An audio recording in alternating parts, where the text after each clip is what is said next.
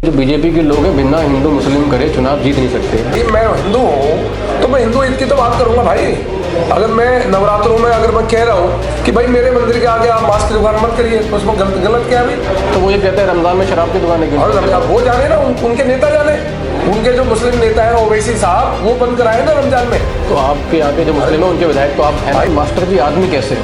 Master जी व्यक्ति का अपने अच्छे हैं, तो पार्टी के बच्चों की कह रहे हैं आप लोगों ने टिकट ही नहीं दी सांसदी की। तो भाई वो तो उसके लायक ही नहीं होंगे। फिर आप जो पाकिस्तान में आगे दिखाता था, आज पाकिस्तान कटोरा लेके हाथ में घूम रहा है। हाँ, ये पाकिस्तान की और बात होती है कि हिंदू मुसलमान और पाकिस्तान। आप आदमी के बड़े हो गए हैं, प्रधानमंत्री आपके पाँव छू लेते हैं। आज प्रधानमंत्री जी के आशीर्वाद से ही हम दिल्ली में 48 सीटें लाए। प्रधानमंत्री के साथ साथ कांग्रेस का भी आशीर्वाद था वोट काटने में। कैग की रिपोर्ट को लेकर बड़ा हंगामा है।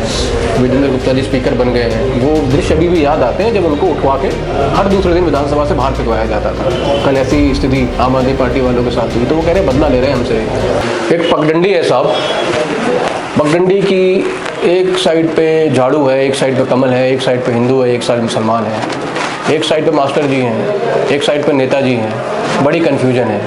फिर होते हैं दिल्ली के चुनाव। महिलाओं की राजनीति दिल्ली के चुनाव में इस बार बड़ी अहम साबित हुई। पहले महिला सीएम थी। बोला जाता था कि झाड़ू वालों का वोट बैंक जो है वो महिलाओं पर डिपेंडेंट है, महिलाओं पर निर्भर है। पर इस बार उल्टा हो गया, वोट भी नहीं पड़ा और उसके बाद जो है मुख्यमंत्री भी इन्होंने महिला ही बना दी। उसी दिल्ली के चुनावों में एक सीट बड़ी खास थी, वहाँ से एक मास्टर जी चुनाव लड़ रहे थे। सुर्खियों में थे कि पहले भाजपा ज्वाइन करेंगे। ट्वीट कर दिया कि बड़ा दुख हुआ, भाजपा ने टिकट नहीं दिया। फिर आम आदमी पार्टी आ गए। राजा जी जो थे वो सर झुकाए खड़े हुए दिखाई दिए सिसोदिया साहब के सामने। उसी सीट पे एक और चुनाव हुआ जिसमें मनीष सिसोदिया और हमारे आज के कैंडिडेट जो है रविंद्र नेगी, उनकी टक्कर हुई और 3,500 वोट से हार गए। उसके बाद जब मास्टर जी से चुनाव लड़े तो 30,000 वोट के बड़े मार्जिन से जीत गए। तो ये नई सीरीज हम लोग स्टार्ट कर रहे हैं। पहले इंटरव्यू सीरीज हमने दिल्ली चुनाव में चलाई, चंबल सीरीज चलाई। आज हम नई सीरीज स्टार्ट कर रहे हैं, न्यू एमएलए। पहले कैंडिडेट हमारे साथ हैं रविंद्र सिंह नेगी, पटपट विधानसभा के विधायक। पहले तो बहुत बहुत बधाई हो आपको। धन्यवाद, बहुत बहुत धन्यवाद चुनाव जीतने के लिए। इस चुनाव के बारे में पहले आप बताइए, क्या आपने जो है इस बार लगाया दांव पेच? ये दांव पेच ऐसा था कि पिछली बार मैं 2020 में विधानसभा का चुनाव लड़ा और मेरी टक्कर आम आदमी पार्टी के सेकंड नंबर के आदमी से थी, डिप्टी सीएम मनीष सिसोदिया। और सिसोदिया एक ऐसा नाम था जो कहते थे कि शिक्षा में हम ये लोग क्रांति लाए थे, शिक्षा के जनक भी कहा जाता था उनको। पर वो मैं था तो छोटा सा व्यक्ति, पर चुनाव इतना बड़ा था कि शिक्षा के जनक और शिक्षा की क्रांति लाने वाले मनीष सिसोदिया जी चुनाव हारते हारते बचे और मैं जीतते जीतते बचा। सिर्फ 3,000 के मार्जिन में मैं चुनाव हारा। और हारने के बाद जो 5 सालों में जो जनता के बीच में मैं रहा, जनता के दुख में सुख में, और कोरोना काल आ गया उसी दौरान मैं 11 फरवरी 2020 में चुनाव हारा और 20 फरवरी को कोरोना आ गया। जीते हुए विधायक तो चले गए, गायब हो गए। पर मुझे लगता था कि 67,000 लोगों ने मुझे वोट दिया, मैं 67,000 लोगों का तो विधायक हूँ। तो मैंने काम चालू कर दिया। मैंने झुग्गियों में, बस्तियों में मैंने एक रसोई बनाई और रसोई बनाकर वहाँ 2-2, 2,500 खाना बनवाया और बांटना चालू कर दिया, राशन बांटना चालू कर दिया। और पूरा 2-3 महीने में लगातार लोगों, जब लोग घर से निकलने में डरते थे तब मैं जाके लोगों को खाना देता था। और उसके बाद फिर लगातार लोगों की सेवा करी, किसी का कुछ काम, किसी का कुछ काम। फिर 2 साल पहले मैं निगम पार्षद बना, यहाँ से चुनकर आया, अच्छे वोटों से मुझे जिताया। पचपड़गंज की सबसे बड़ी जीत थी मेरी निगम पार्षद रहते हुए। तो निगम पार्षद रहते हुए 2 साल में जो मैंने ऐतिहासिक काम किए, जो पार्कों में गुंडागर्दी खत्म करी, नशे खत्म करा, जो हमने पार्क को डेवलप किया, जो हमने बहन बेटियों के लिए एक सुरक्षित माहौल दिया, और स्कूलों के आगे जो गुंडागर्दी थी वो खत्म किया। ऐसे बहुत सारे काम, ऐतिहासिक काम हमने किए जो पहले के लोग सोच भी नहीं सकते थे कि निगम पार्षद रहते हुए ये काम भी होते हैं। वो सोचते थे कि निगम पार्षद सिर्फ झाड़ू नालियाँ साफ कराता है और कोई काम नहीं है। झाड़ू से तो आपकी रिफ्ट है ही। तो मेरा मानना था कि आप जब जनता के प्रतिनिधि चुनकर आ जाते हैं तो आपको सारे काम करना, लॉ एंड ऑर्डर भी काम करना पड़ता कहीं। तो वो हम 2 साल ऐतिहासिक काम किए। फिर चुनाव आया 25 का। अब आपने बताया कि मास्टर जी आ गए, इतने बड़े मास्टर जी। पहले भी वो मास्टर जी थे, वो मंत्री थे, ये मास्टर जी थे। तो ये भी यूट्यूबर के शहजादे थे, इनका भी बहुत तगड़ा रोल था। और तो इनके आगे भी चुनाव लड़ लिया हमने। अब वो 3,000 का मार्जिन हो, 30,000 लगभग हमने इनको हराया। और पूरे चुनाव में 2 राजा थे, एक नहीं 2 राजा। एक आम कांग्रेस के भी राजा थे जो प्रदेश अध्यक्ष रहे, जो कांग्रेस के से विधायक रहे, 2 बार पार्षद रहे। इन दोनों राजाओं को हमने ऐसे ही हराया। एक राजा की तो जवान जब्त करा दी हमने कांग्रेस वाले की, और दूसरा वाला बेचारा 30,000 से हारे। तो ये कहीं ना कहीं जनता की शक्ति थी, जनता ने आशीर्वाद था और कार्यकर्ताओं की मेहनत थी, और नरेंद्र मोदी जी की कूटनीति से और नरेंद्र मोदी जी के अगुवाई से हम दिल्ली जीते।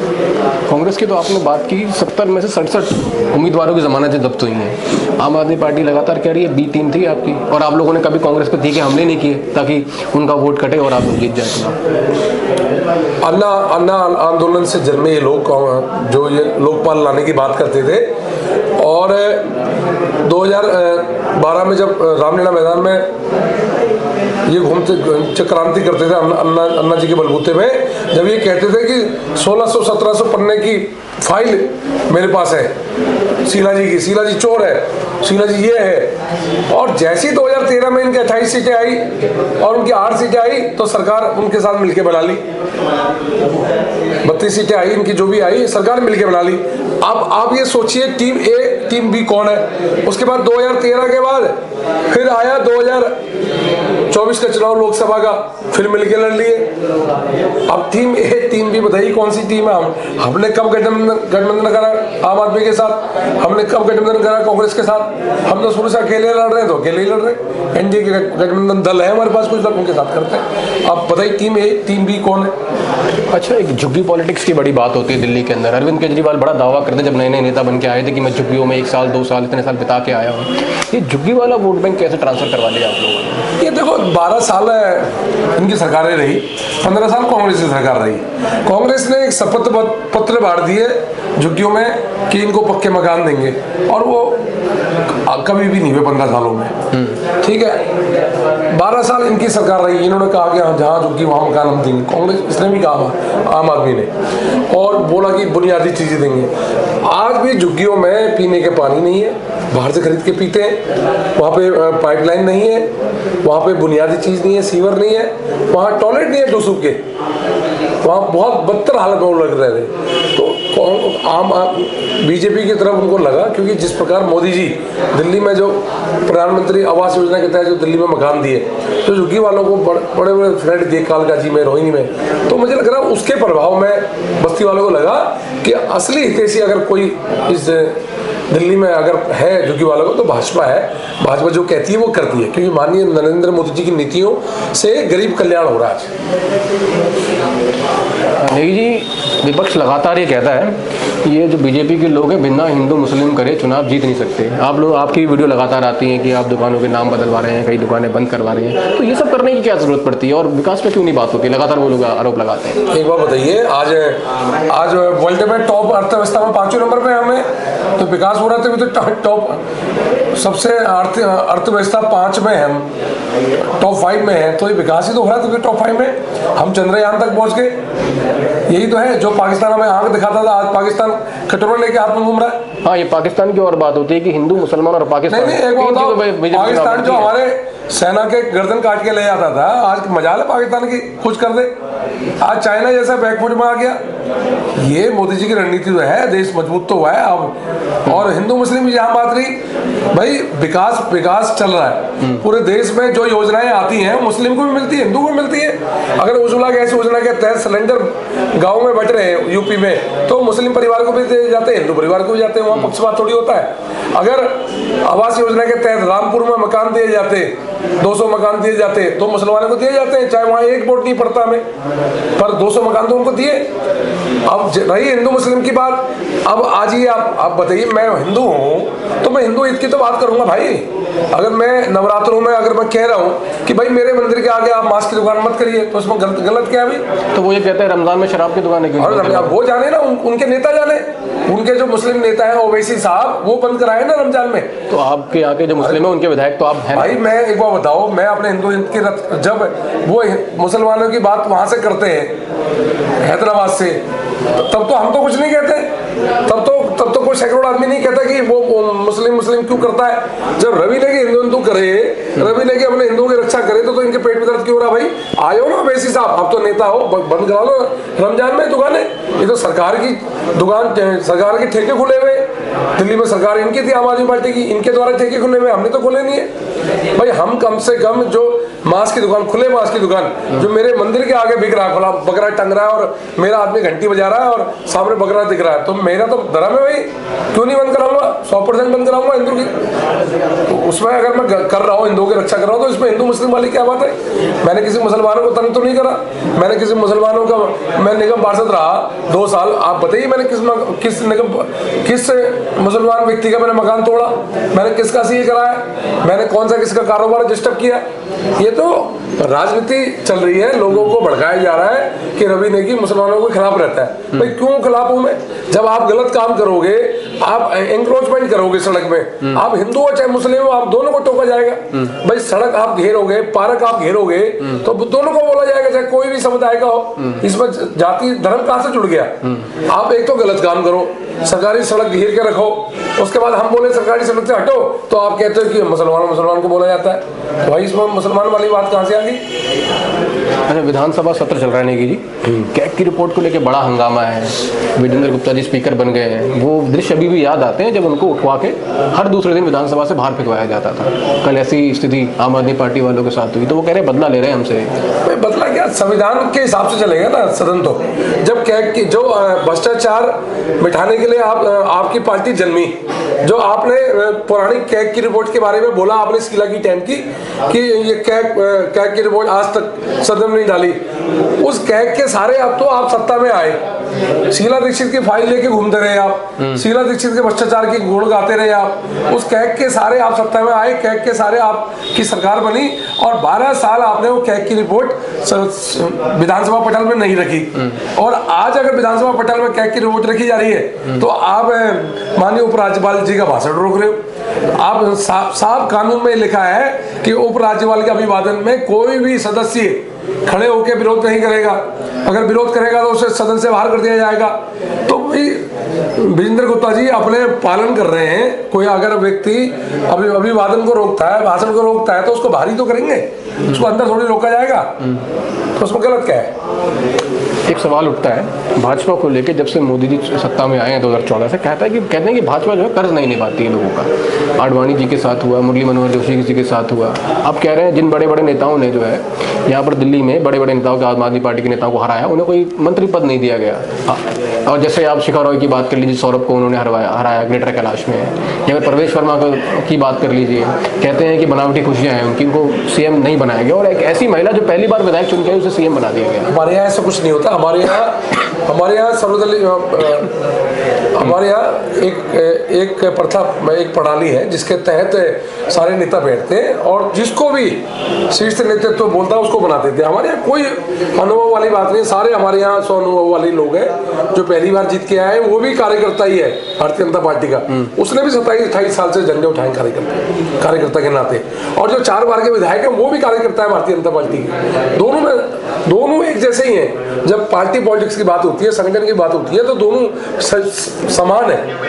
पर जब नेतृत्व की बात होती है तो पार्टी का शीर्ष नेतृत्व जो जिसको चुनता है वो आ जाता है, उसमें कोई है ही नहीं। ये हमारे घर की बात है, हम जिस मर्जी को बनाए, उसमें दूसरे लोगों को क्या पीड़ा है? आप बनाइए जिसको बनाने। पर हमारे जो बड़े शीर्ष नेता हैं, विधायक दल की बैठक होती है हमारे यहाँ, बाकायदा हाथ खड़े करे जाते हैं कि ये नाम बोल रहे हैं, आपको बताइए मंजूर है नहीं है। सब लोग सर्वसम्मति से मंजूर करते हैं, किसी के मन में कुछ रहता ही नहीं है। वो विधायक दल का नेता चुन ले जाता है, वही सीएम बन जाता है, कोई दिक्कत नहीं।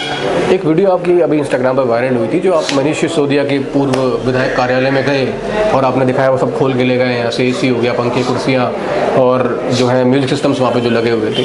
उनका वहाँ से पलटवार ये आया है, वो कहते हैं कि कोई सामान की अलॉटमेंट विधायक को नहीं हुई थी सरकार के द्वारा, वो सारा पर्सनल सामान था जो वहाँ से वो ले गए। कोई पलटवार नहीं आया, कोई ऑफिशियली उन्होंने बोला ही नहीं सिसोदिया जी ने एक शब्द भी, किसी ने नहीं बोला। उनके इंस्टाग्राम पे ये नहीं कोई पलटवार नहीं है। जो उनकी जो चाटुकर्ता पत्रकार हैं 2-3, ठीक है, उन लोगों ने बिना तथ्यों को संज्ञान लिए वो खबर चलाई, क्योंकि वो उनकी काल में उनको चाटुकर्ता मिलती होगी उन पत्रकारों को। क्योंकि मैं ऐसा शब्द प्रयोग करना नहीं चाहता, पर कुछ पत्रकारों ने बेमतलब न्यूज चलाई। भाई सरकारी संपत्ति है, आप 12 साल रहे, आपने कुर्सियां खरीदी, सोफे खरीदे, आपने सब सरकार के पैसों से खरीदा, अलग अलग डिपार्टमेंट से खरीदा आपने, कुछ दूसरों से खरीदा, कुछ पीडब्ल्यू से खरीदा। और ये जांच का मामला है, इसमें जांच बैठेगी, अभी कमेटी बैठेगी इसमें। भाई आप कैसे सामान लेके जा सकते हैं सरकार का? आपका सामान होता तो आप बिल दिखाते ना, बताते आप। सिसोदिया जी का सामान होता तो आते ना मीडिया के सामने, बताते कि ये मेरा खरीदा हुआ ये बिल है। पर सिसोदिया जी आए क्या? कोई नहीं आया इनका आदमी, ना इनका कोई ऑफिशियल पेज से इनका कोई लिखा गया उसके बारे में। 2-3 पत्रकार इनके जो चाटुकर्ता करते हैं, उन लोगों ने जरूर बिना तथ्यों के आधार पर उन्होंने बोल दिया कि ये हमारी जेई से बात हो गई। अरे जेई क्या होता है भाई? 2 साल पहले जेई आया और 12 साल पुरानी ये कहानी है, जेई को क्या पता? ये जांच का मामला है, इसमें हमने जांच बोली है। जो विभिन्न जो डिपार्टमेंट है जहां से सामान आया है उनसे लिस्ट मांगी जा रही है और जांच होगी इसमें। बात बताइए अंदर खाने मास्टर जी आदमी कैसे हैं, राजनेता को छोड़ दिया जाए तो? मास्टर जी व्यक्तिगत आदमी अच्छे हैं, गलत जगह फंस गए? गलत जगह फंस गए। मैंने उनसे उस दिन काउंटिंग वाले दिन में कहा, मैंने आप व्यक्तिगत, आपकी तस्वीर बड़ी वायरल हुई थी। हाँ, मैंने बोला व्यक्तिगत अच्छे आदमी हो आप, और हम मास्टरों का सलूट करते हैं और आपका सम्मान करते हैं, पर आपने पार्टी गलत चुन ली। कह रहे हैं आप लोगों ने टिकट ही नहीं दी सांसदी की। तो भाई वो तो उसके लायक ही नहीं होंगे, फिर आप तभी नहीं दी होगी। हमारे यहाँ तो भाई जो मेहनत करता है उसी को टिकट मिलती है। हो सकता है आप में कोई कमी होगी जब हमने नहीं दी होगी। तो अभी बात चल रही है अंदर खाने के कमल में आने की? नहीं, ऐसा मुझे तो कोई ध्यान नहीं है सर, अभी कोई ध्यान नहीं। लिकर पॉलिसी को दिल्ली की बड़ी चर्चा होती है, काफ़ी विस्तृत लिकर पॉलिसी है। आम आदमी पार्टी ने 2-3 बार उसको चेंज करी, दारू के डबल ठेके दिल्ली में खुलवाए गए। उसमें क्या बदलाव करेगी भारतीय जनता पार्टी जबकि सत्ता में आप लोग अब आ गए हैं? अब देखो, अब वो जो ठेके, जो पॉलिसी थी, पुरानी पॉलिसी चल, नई पॉलिसी तो हटी गई दिल्ली में। हमने विरोध किया इसका, सबसे पहले विरोध हम ही ने किया। नई पॉलिसी तो बंद हो गई, पुरानी पॉलिसी चल रही है। और पुरानी पॉलिसी के तहत जो रेजिडेंट में बिना एमसीडी के, बिना टीटीए की परमिशन के जो ठेके खुले, उन पर गाज गिरेंगे, वो जरूर बंद होंगे। जो स्कूल के आगे ठेके खोल दिए, मंदिर के आगे ठेके खोल दिए, गुरुद्वारे के आगे ठेके खोल दिए, वो नियम कानून को ताक पर रख के ठेके खोले, उनमें जरूर कार्रवाई होगी। एक शब्द यूज़ किया जाता है सासी। अगर आप दिल्ली में जाएंगे अंदर खानों में तो ये वर्ड यूज, ऐसी शराब की दुकानें जो रातों भर खुली रहती हैं। आप 2 बजे दिल्ली में जाएंगे आपको शराब मिल जाएगी, लोग अपने घरों में बेचते हैं। इस पर कैसे नियंत्रित करेंगे? पूरी लगाम होगी इनमें, पुलिस के माध्यम से और संविधान के माध्यम से इन पर कानूनी कार्रवाई करेंगे। एज ए विधायक के नाते अपने विधानसभा में बिल्कुल भी दारू बर्दाश्त नहीं करूंगा, ना कोई नशा बर्दाश्त करूंगा, ना कोई जुआ बर्दाश्त करूंगा। बिल्कुल पुलिस आप कह रहे हैं 12 साल से पुलिस तो आप ही लोगों के पास है, फिर नशा क्यों नहीं बंद हो रहा है? तो भाई हमारे पास थी, पर विधायक तो इन्हीं के थे ना, सह तो इन्हीं के थे ना, इन्हीं के लोग तो करवाते थे भाई, इन्हीं के लोग तो सह देते थे।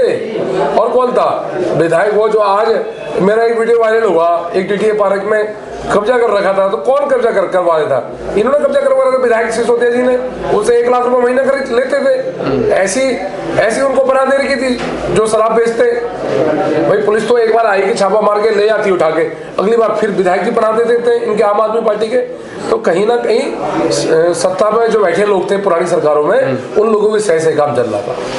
अच्छा, एक बात और बताइए, जैसे बातें चली शराब की, जुगी पॉलिटिक्स से आप लोगों ने जो वोट बैंक ट्रांसफ़र किया, रेखा जी को सीएम बनाया गया, ये महिलाओं को नज़र में रख के बनाया गया क्या इसकी वजह कुछ और थी? नहीं, देखो हमारी पार्टी शुरू से महिलाओं को सम्मान करती है। और आपने देखा होगा महिला आरक्षण बिल सबसे पहले लाने वाले कोई हटते तो हमारे माननीय प्रधानमंत्री थे। और माननीय प्रधानमंत्री जी का मानना था कि महिलाओं की भागीदारी राजनीति में होनी चाहिए। जब महिलाओं की भागीदारी राजनीति में ज़्यादा होगी तो शासन सुधरेगा। तो वो उसी के तहत रेखा जी हमारे बहुत हर चीज़ में पढ़ी लिखी भी है, और वो छात्र संघ से निकली हुई है, और बहुत अनुभव है उनके पास। 2 बार विधायक लड़ी है, 3 बार पार्षद रही है, मेयर रही है। तो मुझे लगता है कि वो सीएम के लायक थी, इसलिए उनको सीएम बनाया। आप आदमी तो बड़े हो गए, प्रधानमंत्री आपके पाँव छू लेते हैं आके, वो क्या तस्वीर थी? देखो, वो प्रधानमंत्री जी हमें आशीर्वाद देते हैं। हम तो एक छोटे से व्यक्ति हैं, गरीब व्यक्ति जिसका कुछ ही नहीं, बहुत मध्यम परिवार से आता हूँ। तो मैंने प्रधानमंत्री जी के पाँव छुए और मैंने आशीर्वाद लिया। और मैं कह रहा हूँ कि आज प्रधानमंत्री जी के आशीर्वाद से हम दिल्ली में 48 सीटें लाए। आप सोचिए, जो केजरीवाल कहता था कि 7 जन्म लगेंगे मोदी जी। आपको काटूंगा, एक चीज़ और ऐड कर देता हूँ, फिर आप बोलिएगा। करें प्रधानमंत्री के साथ साथ कांग्रेस का भी आशीर्वाद था वोट काटने में। भाई कांग्रेस तो चली नहीं, कांग्रेस तो अगर कांग्रेस चल जाती हम लोग 60 सीटें ले आते। कांग्रेस चली कहाँ? अब मेरे यहाँ 67 सीटों में तो आप खुद ही कहने जमानत जब्त हो गई। अगर उनकी 67 सीटों में जमानत जब्त नहीं होती तो हमारी 60 सीटें आती। अब मेरे यहाँ प्रदेश अध्यक्ष लड़ा दिया अनिल जी, इतने बड़े आदमी विधायक, 16,000 वोट ला रहे, जमानत जब्त हो रही है। अगर कांग्रेस चलती तो दृश्य और होता। 20 दिन हो गए लगभग आपको विधायक बने हुए, अब शपथ ग्रहण भी हो गया पर से। 20 दिन में आपने पटपनगंज में क्या कमांड अभी तक कस ली है और किस और पटपनगंज को ले जाना चाहते हैं? मैंने सबसे पहले जितने नशा होते थे, झुग्गियों में नशा होता था, उनमें लगाम कसी है। पुलिस को सीधे आदेश दिए हैं कि अगर मेरे क्षेत्र में कोई नशा होगा तो बर्दाश्त नहीं किया जाएगा। मैंने जो जहाँ सीवर और पानी जो बहुत बुरी हालत थी, मैंने जल बोर्ड के अधिकारियों के साथ मीटिंग करके उन सीवरों को साफ करने के लिए एक रूल बनाया और जो भी हो सकता पॉसिबल थी उनको करी और तुरंत सीवर बहते हुए बंद कराए। और मैंने जहाँ जहाँ मलबा पड़ा हुआ था PWD का, दिल्ली PWD सड़कों में, वो मलबा को उठवाया और ऐसे कई सारे हमने रोड मैप तैयार कर रखे जिनमें हम काम करें। एक सवाल आखिरी ले लेता हूँ, महाशिवरात्रि का दिन है आज, अगर आपको शंकर भगवान से किसी 3 लोगों की मनोकामना करनी होगी ये सुरक्षित रहें अपने परिवार के अलावा, तो वो 3 लोग कौन होंगे? भाई मैं चाहता हूँ दिल्ली की जनता सुरक्षित रहे, सुखद रहे, इनकी सबकी मनोकामना पूर्ण हो और हमारी डबल इंजन की सरकार इनके लिए वचनबद्ध है काम करने के लिए। कोई ऐसे 3 नेता जो गलत पार्टी में है आपकी पार्टी में होना चाहिए था? ऐसा कोई जान नहीं, इस पर कोई कमेंट नहीं करेंगे। बहुत बहुत धन्यवाद बात करने के लिए और पटपड़गंज को आप बहुत आगे ले जाएंगे। तो ये थे रविंदर सिंह नेगी जी उर्फ रवि नेगी, कह रहे हैं पटपड़गंज को बहुत आगे ले जाएंगे, चुनाव खत्म हो गया है, भाजपा जीत गई है। देखने वाली बात अब बस यही होगी, अब इसी तरह से हम लोग आप लोगों की विधायकों से बातचीत कराते रहेंगे लगातार और मिलवाते रहेंगे, जानते रहेंगे चीज़ों को। मेरा नाम प्रखर तिवारी, आप द लोक धर्म देख रहे थे, कैमरामैन संदीप शर्मा के साथ। बहुत बहुत धन्यवाद।